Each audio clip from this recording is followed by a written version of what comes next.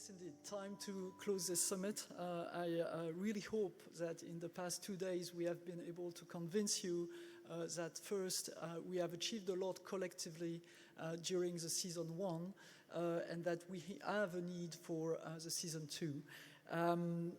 We have structured, unstructured, multimodal data from sensors readings to social media, from genetic sequences to satellite imagery, have grown exponentially in the past, and they continue to grow exponentially, and they have become a fundamental resource and source of value for both the individuals and all the businesses. So I think that the power of AI will be in the capacity to digest this high volume of data and to make something, identifying the patterns, extracting the knowledge at a scale and a speed that is not feasible for human. So that's where AI will bring extreme value in the future, is to really do things that as human we cannot do because we cannot cope anymore with the volume of data that is generated out there. However, today, the data are siloed. So each and every company is having its own set of data. And if we are not able to share this data together, to take the benefits of the collective knowledge that we have in an industry, so when we talk about vertical AI, but even more horizontally, to also take the benefits of what is done and the knowledge that is already existing in other industries, we will not be able to unlock the value that is behind the data. So for me, data spaces, sector-specific, for automotive, aerospace, health, mobility, energy, they really enable the participants to share the data with transparent rules. And this is super important. Boris was insisting a lot on that. We need to have that trust in place because otherwise we will not be, the companies will not be keen to share that data.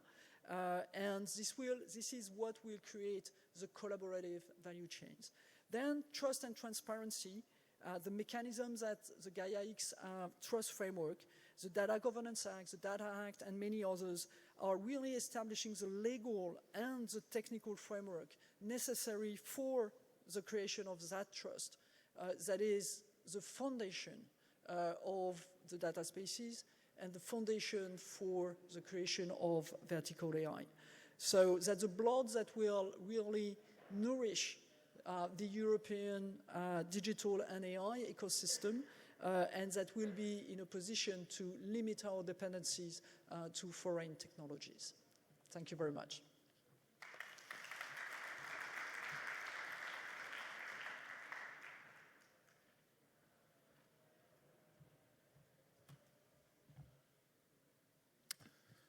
Ladies and gentlemen, colleagues, partners, pioneers of Europe's digital tomorrow.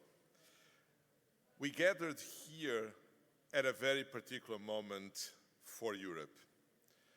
Just 4 days ago, Berlin hosted a major summit on digital sovereignty, a conversation that only a few years ago would have seemed unusual, perhaps even uncomfortable.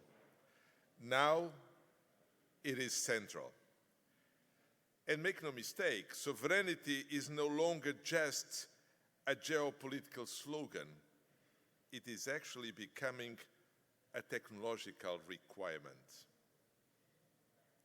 3 days ago, the European Commission unveiled the first elements of its omnibus exercise, with a focus on data and AI, a recognition that Europe's digital regulatory landscape must become simpler, clearer, more enabling if we truly want to compete and innovate at scale. So this conference does not exist in isolation. It's not a standalone event. it sits precisely at the crossroads of an European Union in transition. Europe recognizes something very essential. Sovereignty is not synonymous with isolation. Sovereignty is the capacity to choose, and the choice requires capability, and capability requires scale. This is actually where Gaia-X comes in. Gaia-X is not just another project or another platform, nor it is just another European acronym as so many others. Rather, it is a long-term structural answer to some of Europe's most strategic questions, such as, how do we allow data to flow without losing its value? How do we make interoperability a competitive advantage? How do we transform regulation into an innovation engine? And how can we create digital ecosystems in which European companies, both small and large, can scale? These are difficult questions, but they are not abstract. They define our future competitiveness, our security, in a word, our industrial future. Ladies and gentlemen, this is a reminder for all of us. We need to continuously ask ourselves, who will build the data infrastructure behind aeronautics, cars, precision health, climate tech, energy optimization, areas in which the industrial property and the business secrets or high levels of security and resilience are absolutely fundamental? Who will run the sovereign cloud and edge capabilities required for nuclear, for defense, or for dual-use technologies? Who will create the trusted data spaces that enable industrial AI, vertical AI, at scale? And who will design the governance models that bind all this together? If we get this right, Europe may really become a global reference for responsible, high-trust, high-performance digital systems. But if we fail, others will define the future for us, technologically, economically, and eventually politically. And for decades, Europe has lived between those two streams: world-class research, universities, labs, excellence in ethics, semantics, engineering, and world-class regulation, GDPR, DSA, DMA, AI Act, you name it. But excellence on top, research, or bottom, regulation, does not automatically create industrial success. Europe is actually missing more investment in the middle space, the space where technology meets the market, where data meets industry, where services meet scale. And Gaia-X, again, sits precisely on that missing middle. Why?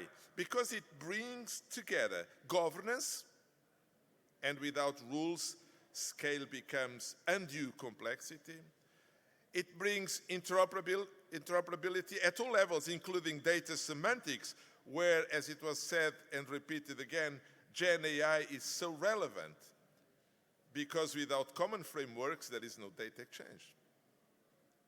Because it brings trust and transparency, and you just referred it, because without trust, there is no adoption. And because it brings scale. And without scale, there is no competitiveness. At this very same meeting here in Oporto, one theme was certainly unmistakable. Gaia-X is aspiring, is entering the so-called season 2.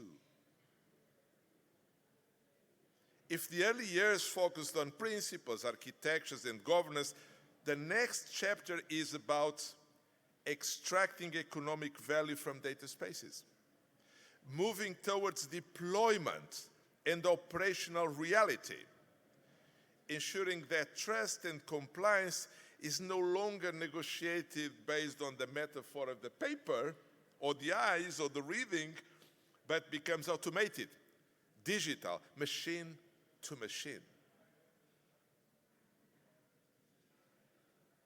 This is the logic behind the Gaia-X trust and compliance frameworks.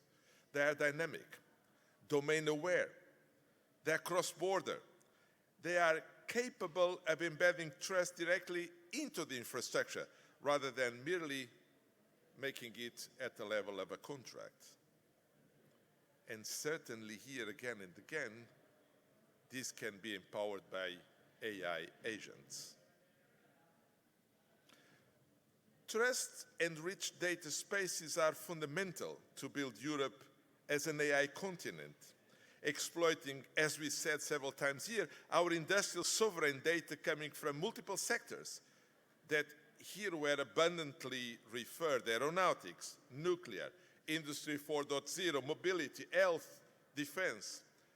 All of them requiring real-time data orchestration and industrial vertical AI, where sovereignty is not option, is actually absolutely essential. At scale, including huge opportunities around vertical AI. And to do that, we need 3 foundations. First, infrastructure. We need sovereign clouds, we need edge nodes, we need HPC, we need maybe quantum computing, we need, above all, trusted computing. We need what we discussed here this morning, state-of-the-art foundation, new foundation models, trained with European industrial data sets. And last but not least, we need the data sets, interoperable, governed, auditable, and secure, enabling actually the data to circulate where value is created. Without this, we will not have the industrial data to train, the scale to deploy, or the confidence to adopt vertical AI systems that are so critical to our economy. That's why, in my understanding, the work done by Gaia-X community is far more than technical. It is strategic. Actually, a reflection for all of us, and for me in particular, that have been so many years in the Commission.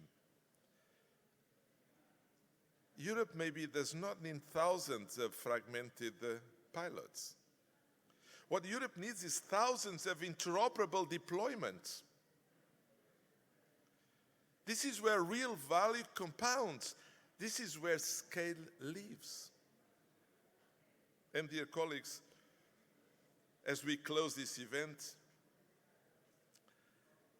there is something that we are doing that Europe has lacked for too long, is the confidence in our own capacity to contribute with data spaces to build the digital future we want, exploiting our industrial data, creating a data economy, protecting the interests of all the relevant parties.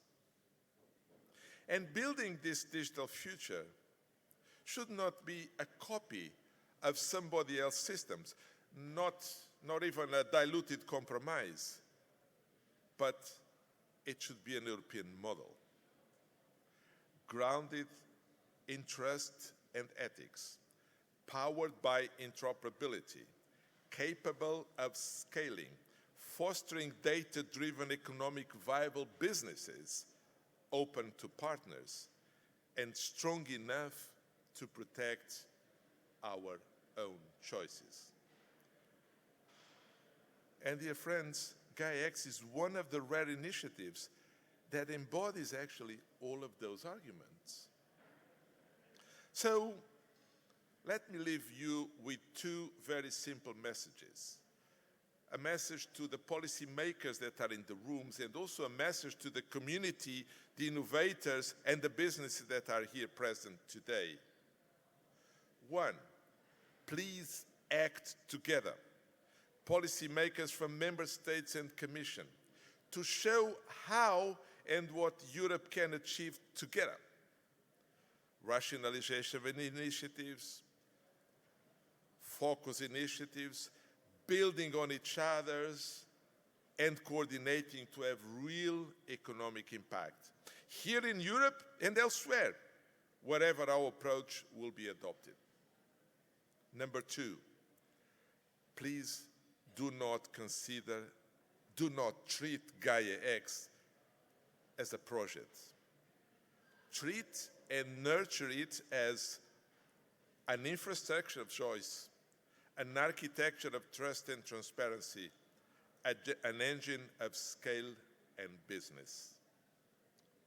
Because, dear friends, the future we are imagining, the future we discussed over these 2 days, will certainly not happen by accident. It will happen because we built it deliberately, together. Thank you very much.